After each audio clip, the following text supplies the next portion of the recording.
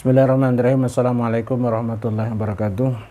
Ila hadrati Nabi Mustafa Muhammadin sallallahu alaihi wasallam wa ala alihi wa ashabihi kirami wa ila hadrati musnadil kitab Syaikhul Somad Apalembangi wa ila hadrati Imam Ghazali wa ila hadrati Sabil Wilayah Syekh Al-Minjari Guru Zaini Abdul Ghani wa ila hadrati qalbi jami' talamizi lahumul fatihah. Bismillahirrahmanirrahim. Minasyaitonir rajim. Bismillahirrahmanirrahim. Alhamdulillahirabbil alamin.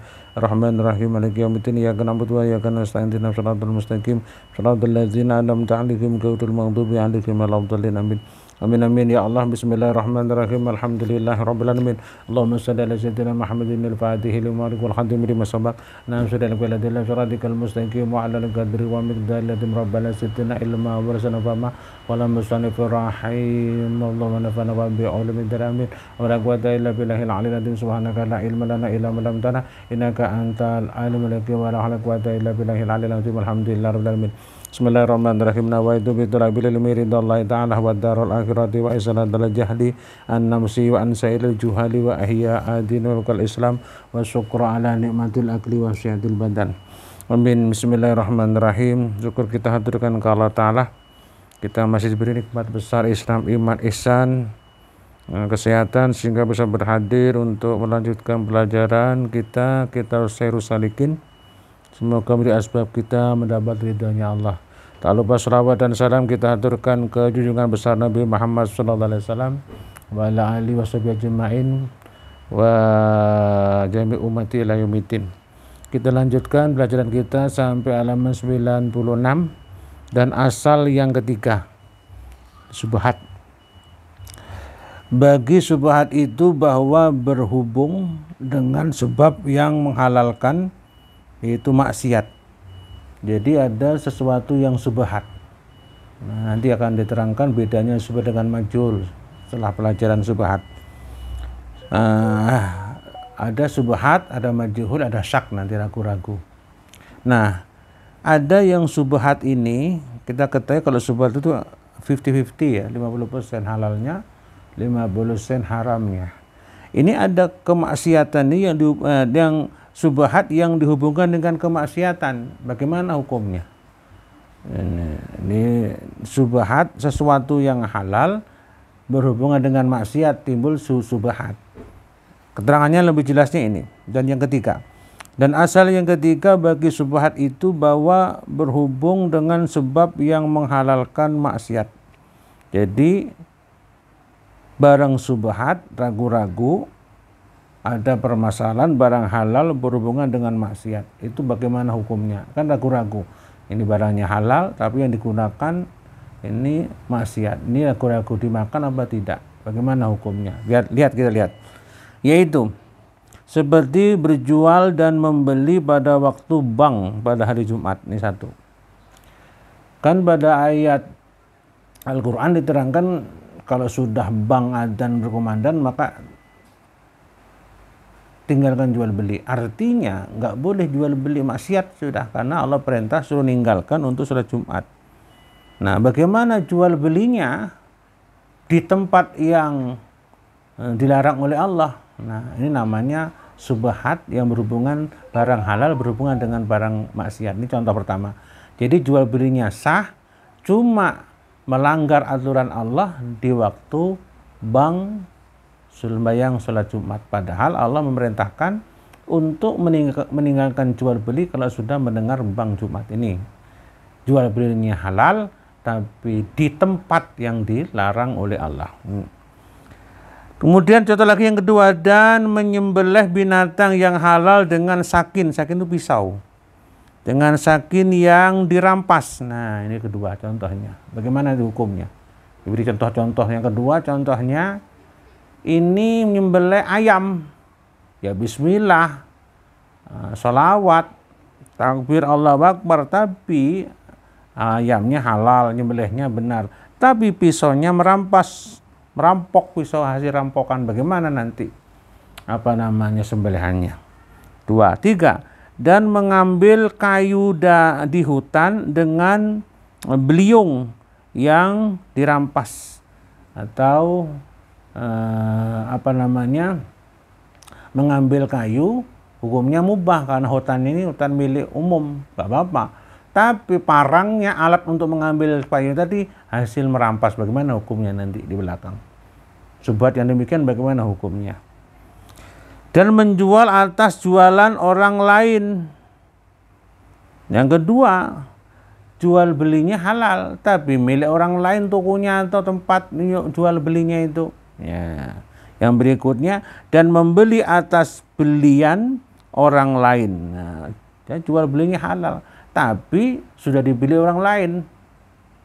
Dan segala akad yang ditegakkan Nabi Shallallahu Alaihi Wasallam yang tiada menunjukkan akan batal akad itu. Nah, jadi pokoknya jual beli yang sah, tapi caranya salah. Nah, ini bagaimana nanti? Maksudnya jual belinya sah, alatnya atau mungkin tempatnya yang jual beli bermasalah.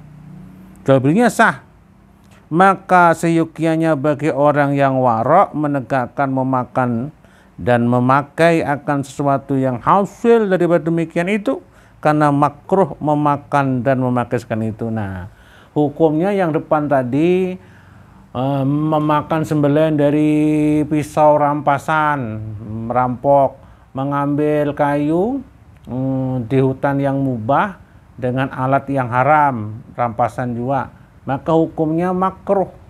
Makruh itu apa artinya? Dikerjakan tidak apa-apa, ditinggalkan nggak apa-apa. Tapi abdul ditinggalkan, seperti merokok. Nah, dikerjakan nggak apa-apa juga, dikerjakan kan dibenci.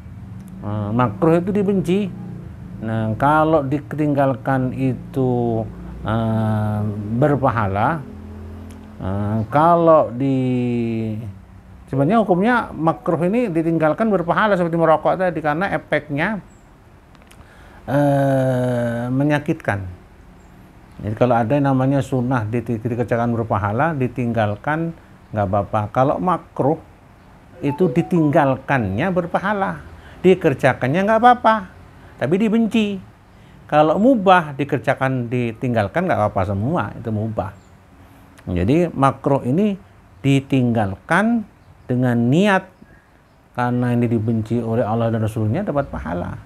Kalau dikerjakan nggak apa-apa, tapi dibenci nggak dosa. Jadi dibenci makan sembelihan dengan pisau rampasan tadi, cuma halal aja, nggak apa-apa dimakan, nggak dosa. Tapi dibenci makan binatang yang demikian, sehingga disampaikan orang-orang yang warok disuruh menjauhi hal-hal yang di atas tadi, contoh-contoh yang di atas tadi. Maka syubhat yang demikian itu hukumnya makruh bagi orang umum, orang am, tapi bagi orang warok ini suruh meninggalkan. Itu maksudnya. Dan lagi makruh memakan yang hasil daripada bumi yang dirampas. Nah, ini makruh. Ada orang tajudnya di kampung merampas tanah orang, kemudian ditanami buhuma, nanami padi. Lah itu hukumnya makruh makan padinya itu. Tapi bagi orang warok suruh ninggalkan. Namanya masalah padinya halal aja, tempatnya jadi itu yang merampas tadi. Bisa terjadi itu, banyak itu. Dan sunnah bagi orang yang warok menjauhi akan dia itu, ujar pengarang kitab. Dan lagi sunnah bagi orang yang warok menjauhi. Warok itu orang yang menjalankan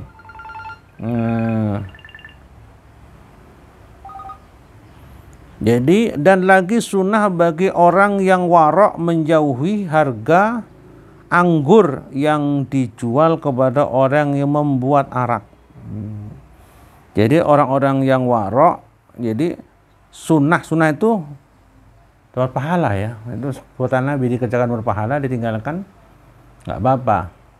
Nah, dan sunnah bagi orang yang warok menjauhi harga anggur yang dijual kepada orang yang membuat arak. Maksudnya gini loh, umpamanya si A punya anggur, dijual sama si B tapi buat arak, maka duitnya tadi halal aja, cuma bagi orang yang warok disuruh jangan makan duit yang demikian itu, gitu. Makruh itu, duitnya makruh. Ini hukum ya. Jadi seperti ya, itu menjual hal-hal yang memang sifat makruh ya makruh. Dan harga hamba laki-laki yang dijual kepada orang yang ma'ruf, ya, ma'ruf yang diketahui dengan liwat. Nah, liwat itu homoseksual. Liwat. Maksudnya gini, di zaman dulu kan ada perbudakan. Jadi, dan harga hamba laki-laki yang dijual kepada orang yang ma'ruf. Nah, ma'ruf diketahui. Ma'ruf diketahui dengan dia itu liwat, orang homoseksual.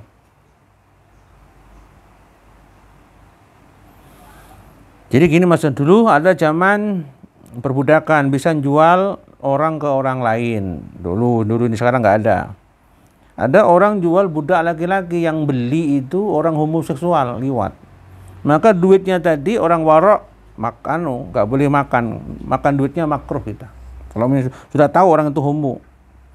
Dan harga pedang yang dijual kepada orang yang merampas, jelas perampok, merampas ini. Karena bersalah-salah pada hal harga yang demikian itu.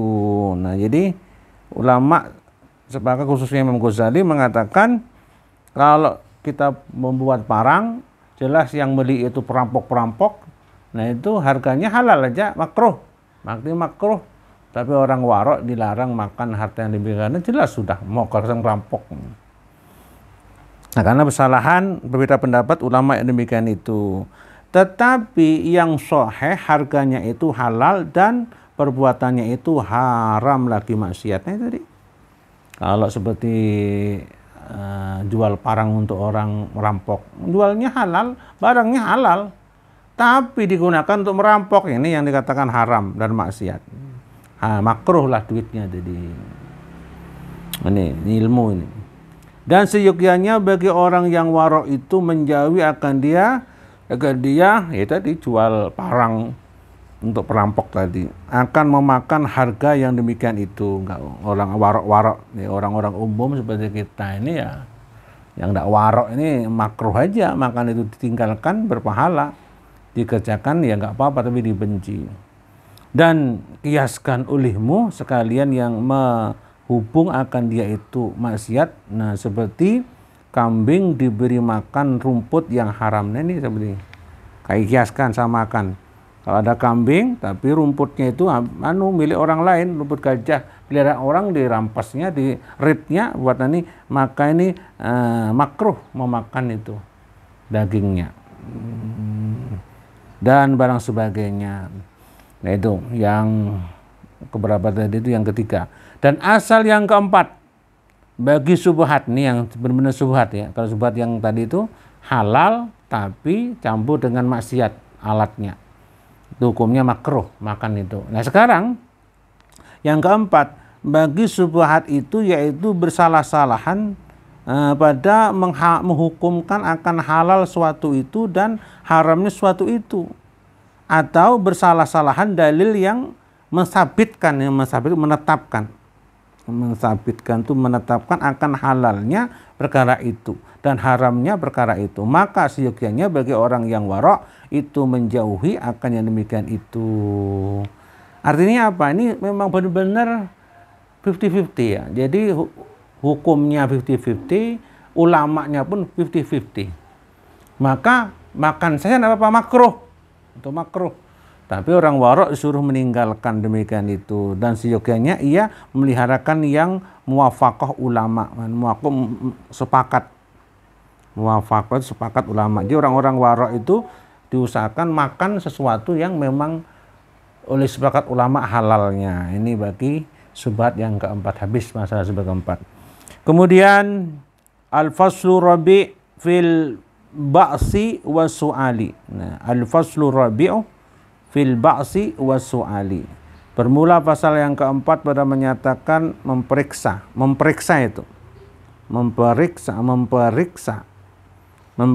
akan sesuatu dan menyatakan akan dia sesuatu bagi hak orang yang wara', yang menjalani akan jalan akhirat supaya ia yang wara' keluar daripada haram dan subhat. Ini pasal yang keempat, ini khusus bagi orang-orang yang wara', orang-orang yang disiplin dalam menjalankan ilmu agama. Ini dianjurkan menanyakan segala sesuatu yang mau dimakan, mau dilakukan. Dijelaskan di sini. Haramkah, subhatkah, dan seterusnya. Ketahui olehmu bahwasannya apabila didatangkan oleh seseorang kepadamu makanan atau hadiah, atau engkau berkehendak membeli daripadanya sesuatu, atau engkau berkehendak meminta daripadanya sesuatu, maka yaitu tiada dipuji sekali-kali menyatakan akan dia dan memeriksakan akan dia, dan tiada puji sekali-kali meninggalkan akan pertanyaan dan memeriksa akan dia. Gini maksudnya. Kalau ada orang itu memberi kepada kita makanan, memberikan makanan, kemudian memberi hadiah, atau ini pernyataan. Kalau ada orang memberi kita makanan atau hadiah kepada kita, atau kita mau membeli sesuatu, atau kita akan membeli sesuatu, nah maka ada beberapa hukum. Bisa ditanyakan ini halal apa haram, atau kita dianjurkan diam cuma dengan melihat ijtihad lah, melihat zohirnya yang memberi makan, melihat jejaknya yang beri makan. Jadi orang-orang warok, orang-orang yang beriman itu dianjurkan setiap memakan sesuatu atau membeli sesuatu atau menggunakan suatu barang bisa bertanya dulu ya sikonnya, bisa diam dengan melihat yang memberi, jejak digitalnya bahasa sekarang nih. Nah, baru nanti bisa baru dimakan atau dipakai, nggak sembarang asal dipakai dimakan. Nah, atau di kampung diundang seseorang lah, kita datang memakan apa tidak. Nah, itu ada hukum-hukumnya. Nah, ini. Tetapi bertanya dan memeriksa itu ada kalanya wajib dan ada kalanya haram dan ada kalanya sunnah dan ada kalanya makruh nanti. Jadi orang yang makruh berihtiyat. Ihtiyat itu berhati-hati dalam memakan dan memakai. Nah, untuk berhati-hati supaya termasuk orang yang warok, harus menanyakan apa yang mau dimakan, apa yang dipakai. Cuma hukum menanyakan sesuatu kepada orang lain itu terbagi menjadi satu, bisa haram menanyakan, malah haram menanyakan, bisa itu wajib, bisa itu sunnah, bisa itu makruh, bisa itu mubah. Lihat situasi kondisinya. Memang warok harus tanyakan, tapi ada kapan menanyakan malah dihukumi wajib, sunnah, makruh, mubah. Nah, kita harus tahu. Nah, dan hasil jika kita syak akan sesuatu itu, adakah ia suatu halal atau adakah ia suatu itu haram, yang jadi daripada alamat menunjukkan kepada syubhat yang membawa kepada syak, maka yaitu tempat diwajibkan atas disunatkan bertanya itu. Jadi kata pengarang kitab, dan hasil jika kita syak akan sesuatu itu adakah ia halal atau adakah ia haram. Kalau kita disuguhi orang makanan atau diberi pakaian, yang hendak makan ini, yang mau pakai ini halal atau haram, kata pengarang kitab. Nah, yang jadi daripada alamat menunjukkan kepada syubhat yang membawa kepada syak, maka yaitu tempat diwajibkan atau disunatkan bertanya itu. Nah, jadi ada yang wajib dan sunat bertanya.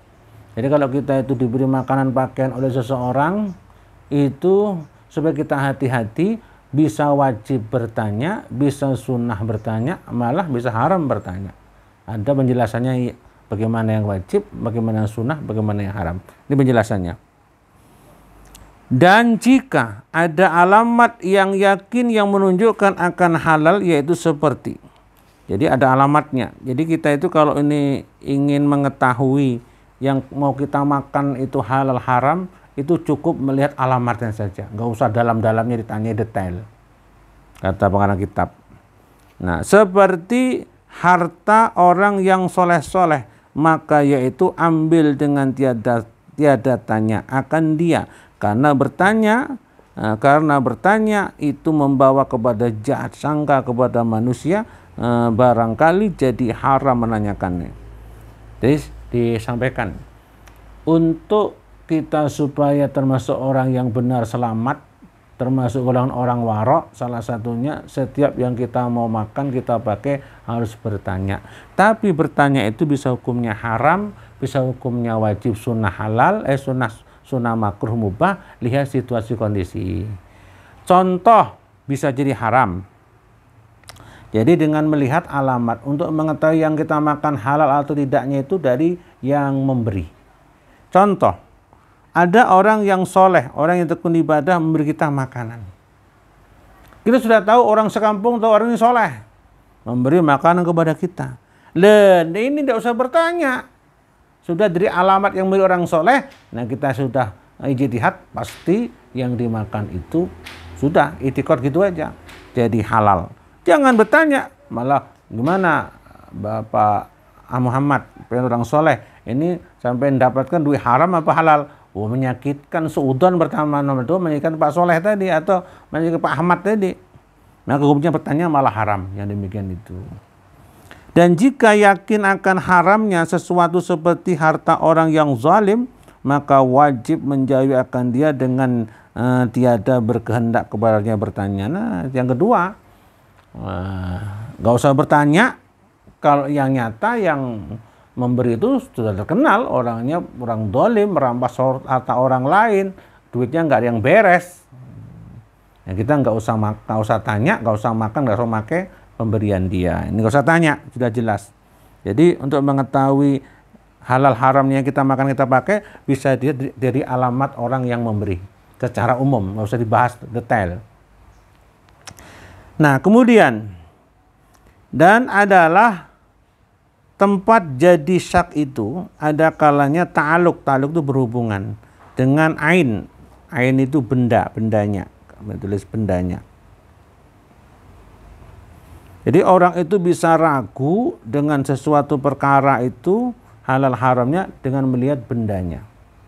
Ya berarti seperti biawak itu halal atau haram. Jadi pertama dari bendanya bisa menimbulkan syak, ragu-ragu. Dan ada kalanya ta'aluk berhubungan dengan orang yang mempunyai harta itu.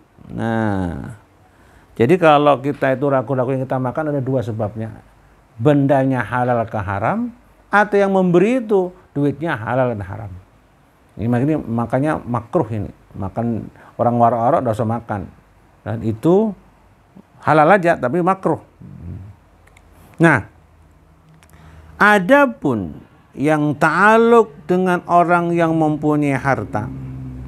Jadi ada ta'aluk yang dengan orang mempunyai harta. Itu kan ada dua ta'aluk.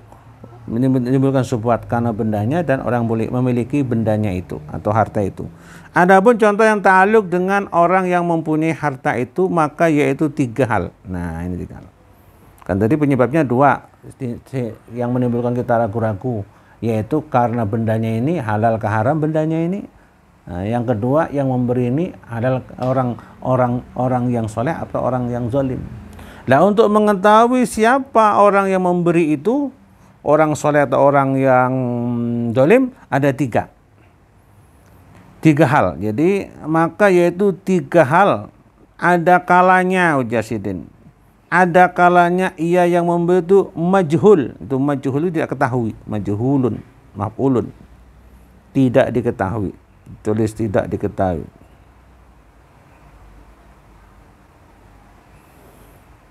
Jadi untuk mengetahui yang kita makan halal haram itu permasalahannya 2. Bendanya halal haram dan yang memberi itu orangnya duitnya halal atau haram. Contoh, kalau nyata yang dimakan kambing halal, sekarang yang memberi nih duit milik kambingnya itu dari mana?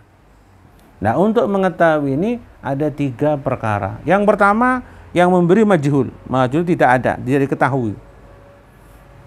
Nah, jadi ada kalanya ia majhulun, tidak diketahui.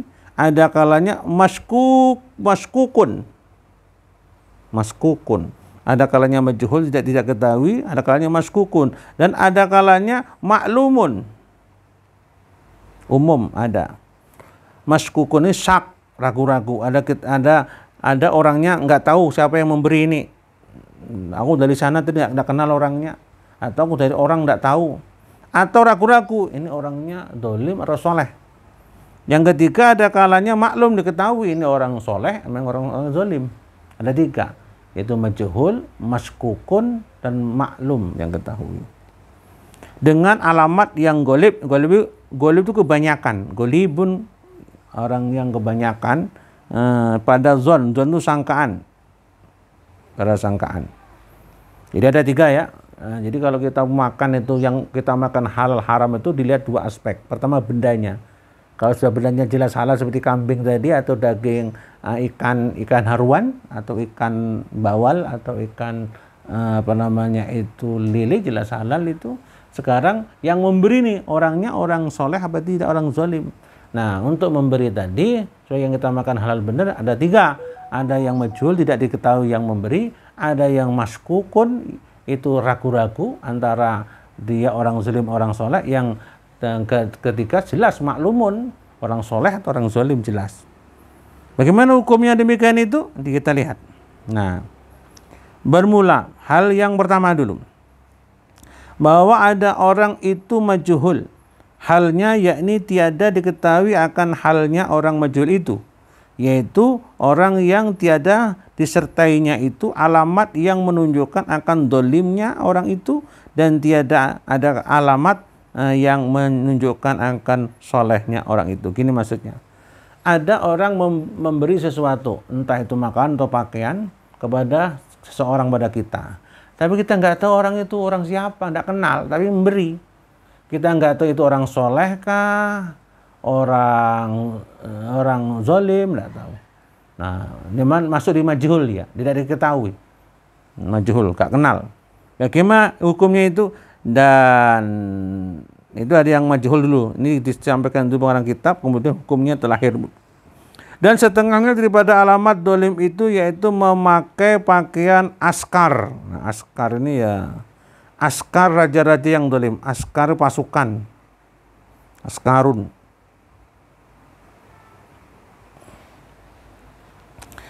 Ini dan setengah daripada alamat dolim itu, ini kan tadi majhul nggak ketahui dolim solehnya. Ini ada orang yang memberi jelas dolim, dan kita nggak boleh dianjurkan menjauhi, tapi makruh. Di sini belum dijelaskan hukumnya, masih contoh-contoh. Dan setengah daripada alamat orang dolim itu yaitu ini, memakai pakaian askar raja-raja dolim. Jangan salah paham. Kalau pakaian askar saja bukan masuk di sini. Ini pakai pakaian seragam raja atau presidennya nyata dolim, seperti Raja Raja Fir'aun. Make seragamnya tentara Fir'aun. Nah, ini masuk di sini. Dan setengah daripada alamat dolim itu, maka dolim ya, memakai pakaian askar raja dolim satu, dan memakai pakaian seperti hamba raja yang dolim. Nah, makanya pakaiannya orang yang menjadi bawahan raja yang dolim. Kita ada orang pakai pakaian seperti itu, maka itu jelas berarti orang dolim. Secara hukum umum ini ya, di sini ya, bukan dipastikan, bukan, tidak mesti juga. Ini cara mengetahui secara fikih aja, yang umum, bukan memastikan dia orang dolim, tidak. Man tasabi kaun bahwa minhum, pakai secara umum kayak itu. Saya menyerupai sesuatu golongannya ini. Nah, itu orang yang dolim. Yang sekarang alamat orang soleh, walaupun nggak dari pakaian itu bisa jadi, bisa orang nggak dolim. Dan setengah daripada alamat orang yang soleh itu yaitu berpakaian seperti pakaian ulama atau pakaian ahli sufi, wali sufi, atau pakaian saudagar yang jujur. Artinya apa gini? Secara hukum fikih untuk mengetahui, karena yang kita makan kita pakai itu harus halal keduanya. Nah, untuk halal keduanya tadi, maka jalannya apa? Jalannya mengetahui alamat yang memberi. Kalau alamat orang zalim, seperti memakai pakaian seragamnya tentara raja orang zalim, atau memakai pakaian yang serupa dengan orang-orang bawaan raja-raja zalim. Ingat, raja-raja zalim ya. Jelas yang memberi itu orang zalim. Secara fikih ini umum, bukan memastikan ya. Kemudian orang soleh itu lihatnya kalau pakaiannya seperti orang ulama, pakai orang sufi, orang taat baju kuku, itu sudah dihukumkan orang soleh, tidak apa-apa makan makanan itu. Maka apabila masuk engkau ke dalam suatu negeri, maka engkau lihat akan seorang yang tiada engkau ketahui akan halnya, dan tiada engkau lihat atasnya alamat orang yang soleh, dan tiada alamat orang yang zalim, maka dinamakan orang ini majhul halnya dan bukan dinamakan syak. Nah, ini diperhatikan. Namanya kamu masuk di kampungnya orang, tidak kenal, diundang orang, atau capek mampir, diberilah makanan sama orang, ketela, puhung lah. Kamu lihat suasana di kampung itu, pakaiannya yang memberi dan masyarakatnya bagaimana. Oh, santri-santri semua, berarti itu hukumnya orang soleh, makan itu silahkan. Tapi kalau sudah pakaiannya sudah amburadul, seperti pakaiannya orang-orang yang ahli maksiat, maka itu dimasukkan orang yang zalim, jangan dimakan kalau itu. Itu ada yang secara fikih demikian. Nah, kemudian berikutnya apa? Bukan itu namanya jelas secara hukum. Ada yang kedua. Kita lihat kampung itu, kita masuk kampung diberi makan atau diberi pakaian, lihat alamatnya orang soleh nggak ada, alamatnya orang zalim nggak ada. Nah, maka itu bukan syak tapi majhul. Masuk majhul bukan syak, ini bedanya. Dan demikian lagi apabila masuk engkau, sudah tadi ya. Apabila masuk engkau ke dalam satu negeri, maka masuk engkau ke pakan. Ini sekarang yang kedua, masuk ke pakan itu pasar. Dan engkau dapatkan orang yang berjual roti atau orang yang berjual daging atau barang sebagainya, dan tiada engkau dapat alamat atasnya yang menunjukkan akan keadaannya itu khianat atau zalim atau riba, dan tiada engkau dapat akan alamat orang yang soleh, maka yaitu dinamakan majhul jua. Kamu masuk di satu negeri, pasar, umpamanya kamu tidak tahu pasar Tuban. Kamu lihat di dalam pasar itu, kalau nggak ada alamatnya orang soleh, nggak ada alamatnya orang zalim, maka makanan dipakan di pasar tadi majhul, masuk di majhul. Bagaimana hukumnya di bawah ini nanti. Dan tiada dinamakan syak, bukan syak tapi itu majhul. Karena syak itu ibarat daripada i'tiqad yang berlawanan bagi keduanya itu. Sebab yang berlawanan inilah yaitu berlawanan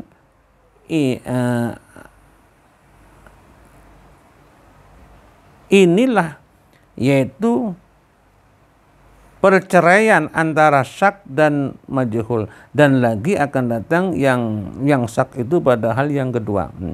Segini. Jadi yang demikian itu jelaskan di depan itu bukan syak tapi itu majhul, tidak diketahui. Sebab kalau sudah syak itu urusannya hati yang memang ragu-ragu 50-50. Kalau majhul secara fikih tidak kelihatan semuanya, solehnya sama zalimnya. Bermula hukum yang majhul itu. Nah, sekarang hukumnya bagaimana makan orang yang majhul tadi, yang di atas tadi. Bermula maka hukum yang majhul itu bahwa apabila mendatangkan ia kepadamu makanan atau memakai atau membawa ia kepada hadiah kepadamu berupa hadiah, atau engkau berkehendak membeli akan sesuatu daripada pakannya, pasarnya, maka tiada wajib atasmu memperiksa dan tiada lazim bagimu bertanya kepadanya, karena memadahlah dohir Islamnya itunya. Kalau majhul itu nggak usah ditanyai ini makanannya halal apa haram, karena orang yang memberi tadi sudah alamat majhul, haramnya tidak kelihatan, solehnya tidak kelihatan, maka hukumnya boleh, nggak usah ditanyai. Nah, jadi kalau ditanyai cukup melihat dohirnya tadi. Jadi karena memadahilah dohir Islamnya itu menunjukkan akan adilnya. Nah, majhul itu masuk adil juga, karena 50-50, bukan 50-50 ragu-ragu i'tiqad. Alamat soleh dan zalimnya tidak ada, masuk di situ menjadi alamat, nggak apa-apa. dan adilnya itu menunjukkan akan harta yang didatangkannya itu melainkan lagi halal, melainkan itu milik. Nah, miliknya lagi halal. Nah, dengan alamat itu menjadi dalil itu milik bendanya dirinya sendiri dan halal makannya. Lagi harus memakan jamuannya boleh, dan menerima hadiah boleh, makan makanannya, menerima hadiah boleh, dan harus membeli sesuatu daripadanya boleh membeli kalau dia berjualan dengan tiada bertanya kepadanya, ini kamu jual halal atau tidak, nggak boleh, itu malah menyakitkan, jadi haram nanti. Untuk mengetahuinya cukup dengan penampilan orang soleh atau orang zalim. Dan tiada bertanya kepada lainnya, nggak usah tanya kepada orang lain. Karena bertanya dengan memeriksakan yang demikian itu jahat sangkana suudon. Nah, kepada orang Islam dan menyakiti akan orang Islam itu, dan keduanya itu tiada harus lagi haram dan hukumnya nggak boleh dan haram hukumnya. Nah itu. Karena apa? Disiterangkan. Karena dan adalah Nabi Muhammad SAW dan beberapa sahabatnya Nabi radhiyallahu anhum mengambil hadiah dan memakan jamuan daripada orang yang menjahul itu dengan tiada bertanya daripada mereka itu. Masya Allah, sampai itu hukumnya lah kita orang Islam. Nabi pun orang majhul nggak tanya, langsung dimakan, artinya halal juga, nggak apa-apa juga. Demikian, wallahu a'lam bishawab. Al-Fatihah. Bismillahirrahmanirrahim. Alhamdulillahirabbil alamin arrahmanirrahim maliki yaumiddin. Iyyaka na'budu wa iyyaka nasta'in ihdinas siratal mustaqim siratal ladzina an'amta 'alaihim ghairil maghdubi 'alaihim waladdallin. Amin. Bismillahirrahmanirrahim. Alhamdulillahirabbil alamin alhamdulillahirabbil alamin. Allahumma shalli ala sayyidina Muhammad wa Muhammad al-maghrim ilmi wa izim bil ilmi taqwa wa jamil bil afil astaka taubatul mukhrawatul hidayah wal istiqamah wa sunnah khatimah barakati ma jasil ilmi wa man yaqilah yajil makhraja min haythu la tasiba man tawakkal wa hasbuh innallaha baligh amri qad ja'a wa shay'in qad yakunu bil ilmi wal fulus barakati ma jasil ilmi subhana rabbika rabbil izzati amma yasifun wa salamun ala mursalin walhamdulillahirabbil alamin taqabbalallahu minkum wallahu muwaffiq ila. Wassalamualaikum warahmatullahi wabarakatuh.